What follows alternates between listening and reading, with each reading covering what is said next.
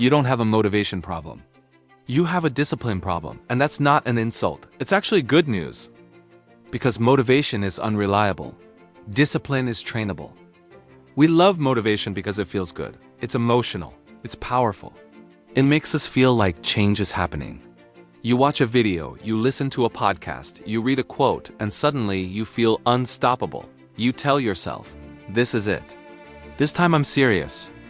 And then 3 days later, you're back to your old habits. Why?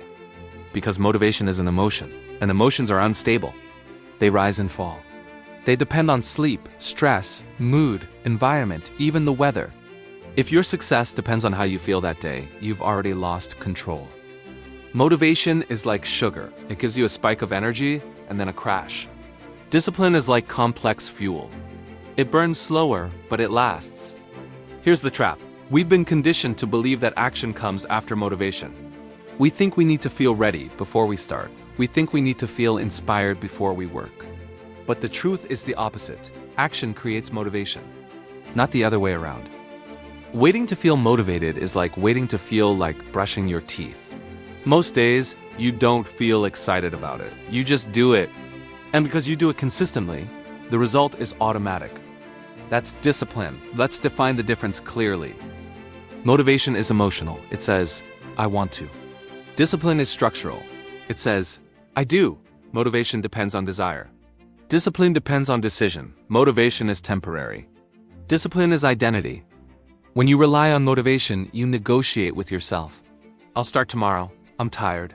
I deserve a break. Every decision becomes a debate. But when you build discipline, there is no debate. The decision was already made. Think about someone who trains at 6 a.m. every day. Do you think they wake up excited every morning?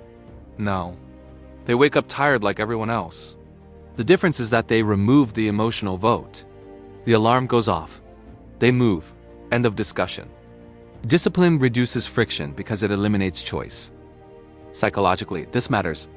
Your brain is wired to conserve energy. It prefers comfort. It prefers certainty. It prefers short-term rewards over long-term gains. Motivation tries to overpower this system with emotion. Discipline rewires it with repetition. Every time you act despite not feeling like it, you strengthen neural pathways associated with control and delayed gratification. Over time, what was hard becomes neutral, and eventually, it becomes automatic. That's the real power of discipline. It turns effort into default behavior. Look at high performers in any field. Elite athletes don't train only when they feel inspired. Writers don't write only when creativity strikes. Entrepreneurs don't build businesses only on days they feel confident. They build systems. Systems beat emotions. If your goal is to get in shape, motivation says, I'll work out when I feel pumped. Discipline says, I train at 5 p.m. Monday to Friday. It's scheduled. If your goal is to grow a business, motivation says, I'll work when I feel creative. Discipline says, from 8 to 10 a.m., I work on deep tasks. No negotiation. Discipline removes the daily decision-making process. And that's critical because decision fatigue is real. The more choices you make, the weaker your self-control becomes. When behavior is pre-decided, it requires less willpower. Here's another uncomfortable truth. Motivation focuses on outcomes. Discipline focuses on process. Motivation fantasizes about the result. The six-pack, the money, the recognition. Discipline commits to the repetition, the workouts, the calls, the boring daily execution, and success is hidden inside the boring. The people who win are not the most inspired. They are the most consistent. So how do you build discipline? First, shrink the commitment. Most people fail because they aim too big emotionally. I'm going to train 2 hours a day. I'm going to wake up at 5 a.m. every morning. That's motivation talking. It's dramatic. Discipline starts small, almost stupidly small. 10 minutes of training, 1 page of writing, 5 minutes of planning. You're not trying to impress anyone. You're trying to build identity. Second, remove friction. If you want to work out, prepare your clothes the night before.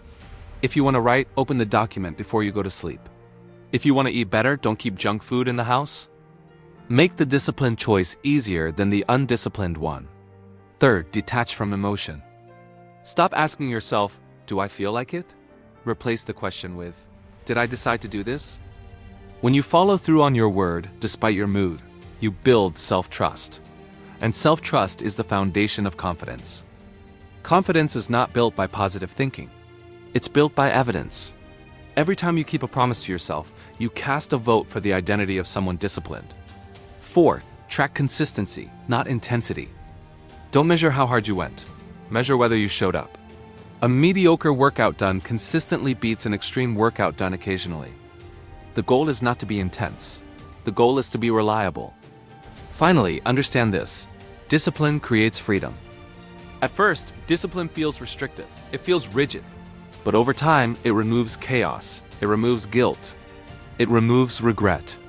When you are disciplined with your health, you earn energy. When you are disciplined with your money, you earn options. When you are disciplined with your time, you earn control. Motivation makes you feel powerful for a moment. Discipline makes you powerful for a lifetime. So here's the real question. Are you addicted to feeling motivated, or are you ready to become disciplined? Because one feels good, the other builds results. Stop waiting for the perfect mood. Stop waiting for the perfect timing. Stop waiting for inspiration to strike. Decide. Reduce the action. Repeat daily. Track consistency. Remove negotiation. That's it. It's not glamorous. It's not cinematic. It's not exciting, but it works. And in the end, success doesn't belong to the most motivated person in the room. It belongs to the most disciplined.